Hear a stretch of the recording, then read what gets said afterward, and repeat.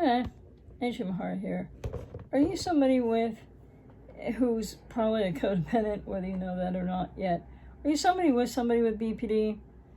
Or you just were with somebody with BPD, but so the relationship, maybe you got ghosted, maybe there was a relationship breakup, and there's been recycling, there's still been communication, as happens for so many people, by the way.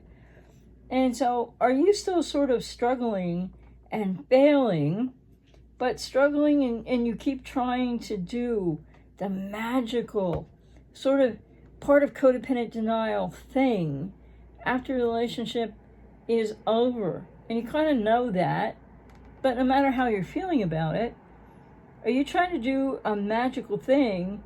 This was left in a comment, so I'm looking at the phone. So are you still struggling and failing to go no contact, for example, because you keep wanting this magical thing called no closure to be resolved with closure? And if that's the case, well, I don't like why questions, but if that's the case, maybe ask yourself and explore, why can't you find your no? What is it that you are not willing to let go of yet, which can be tons of things for many people after these relationships with codependency, with what the codependency means about your childhood experience, which is usually to one degree or another replicated in a relationship with somebody with BPD. So, are you struggling still? Are you getting hoovered? Are you allowing yourself to be hoovered? Are you reverse hoovering? Is there still dialogue, some communication, texting, and or waiting to hear back from the person with BPD? And all of it, though, really is, maybe you're not aware, because a lot of people, I worked with a lot of clients and still am working with a lot of clients. Well, I'm always working with a lot of clients, but clients who said in over the years that they were just looking for closure. Sometimes that is a codependent, unconscious kind of code for, I still want to try again. I still want him or her back. So you have to kind of like, sorry about that. You really need to think about, what is it exactly that your intent is? What are you whatever you're doing, like if you're struggling and maybe feel like you're failing and you're trying to get this closure and you're still having contact with an ex, and maybe it's on and off and everything, but like, as opposed to just getting into therapy to start really looking at this and doing the healing recovery work you need to do from codependency and the relationship, I'm out here to work with you if I resonate with you. When I work with clients, in all different kinds of places in these processes, right? So you don't have to be no contact first. You don't have to have left the person with BPD. You can be in this struggle of, I really need no closure.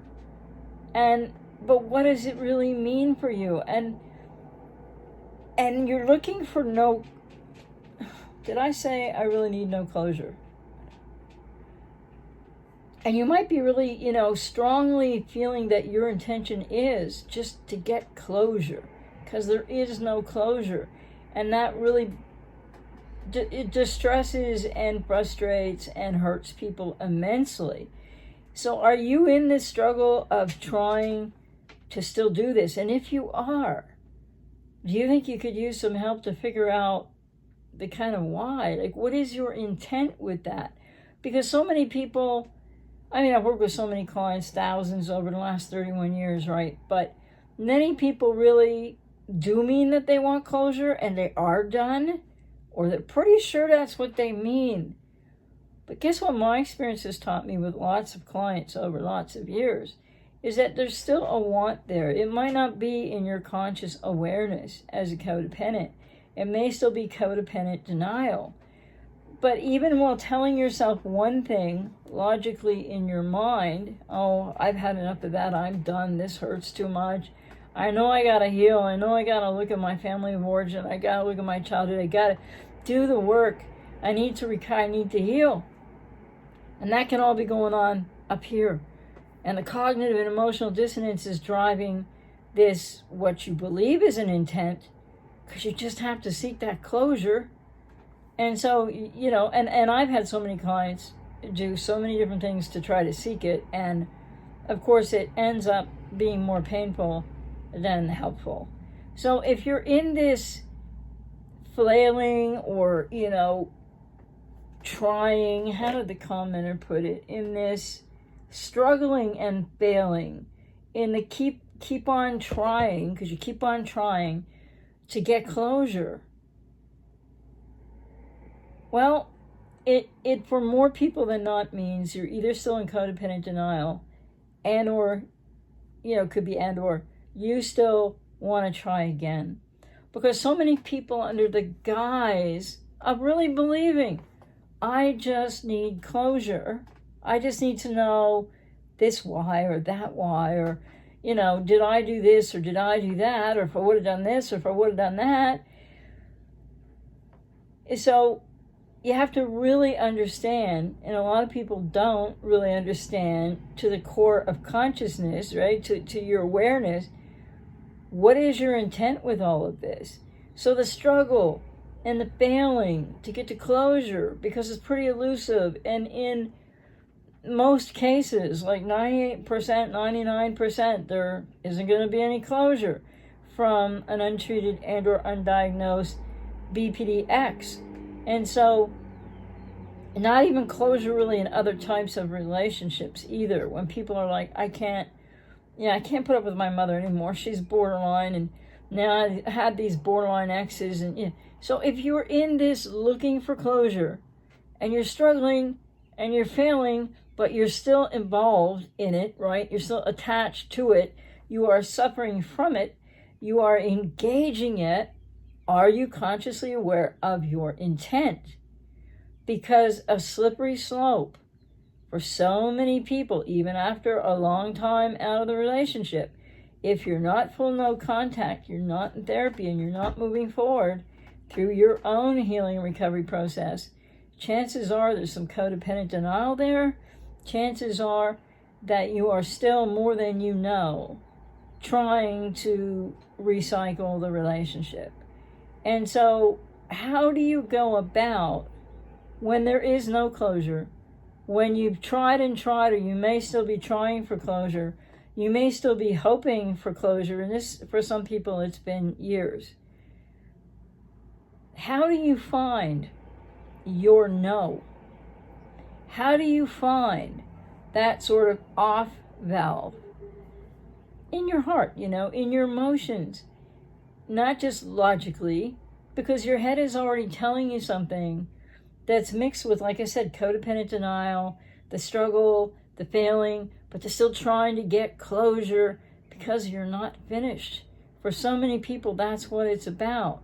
Or there's questions that you could answer for yourself. I help people all the time. If you want to work with me, I'm out here if I resonate with you. Questions you need to answer by looking at your own codependency and the roots of it, your own family of origin, that will give you closure on so many things, plus the BPD-X. But you need to find your no. You need to find your boundary of no contact. No contact starts with no. It's important to put up a boundary called no. No contact, no more, not seeking closure, because I'm not sure if it's a slippery slope, don't know, need to let it go, hurts so incredibly much, and feels impossible. And then the one step, just one thing, one action step you need to take, not even necessarily before you stop seeking closure and struggling and failing, etc. And with what intent? Maybe you're not aware.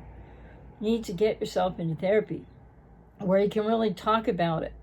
And when I work with clients, they can talk about the borderline if that's needed. They can talk about the struggle and the failing and the no closure, and we can explore what your intent really is. And then we can also simultaneously, or maybe after a bit, people are all different, we can start to look at the intention and what that means and what you're feeling and how strongly you're feeling what you're feeling, so that you're still seeking this closure and can't find the no contact, but more to the point, can't find your voice and the word no to set up a boundary that people after these relationships really, really need in order to move on in their healing and recovery journey from the relationship, from family of origin issues that created codependency for you, and codependency recovery. Therapy is your way forward. Like I've said in videos recently, if you aren't an alcoholic or a drug addict and you are a non-cluster B codependent, you have no need for any 12-step program. You need therapy. It will help you.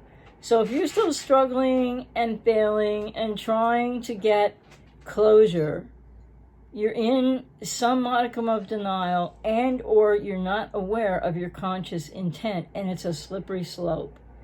So, I hope that if this resonates with you, if you can relate to this even after years, or you're pretty sure you moved on, you'd be surprised how many people I've worked with that were pretty sure they moved on, or even people that comment to the channel, and the next thing you know, there they are back there again. But sometimes you can't get the borderline's attention again. You can't get any kind of communication as you're seeking, struggling for, and failing to be able to get back into a dialogue with the BPDX, which is actually not, it feels horrible, but it's not really a negative thing for you, but it feels that way. So get into therapy and then learn in therapy, as I help clients with skills and tools and awareness and all kinds of things. Learn to find your no, and learn to start understanding what boundaries really are about, why you need boundaries and limits, why you need to take care of you now, even though it feels so impossible and doesn't have the reward attached, that if you could just get their attention again, if you could just recycle one more time, or if you really truly are finished and you could just get that closure, you think, then you'd feel better. You know what? It doesn't really help, because you have a healing and recovery journey to take, and therapy is your way forward. So take care.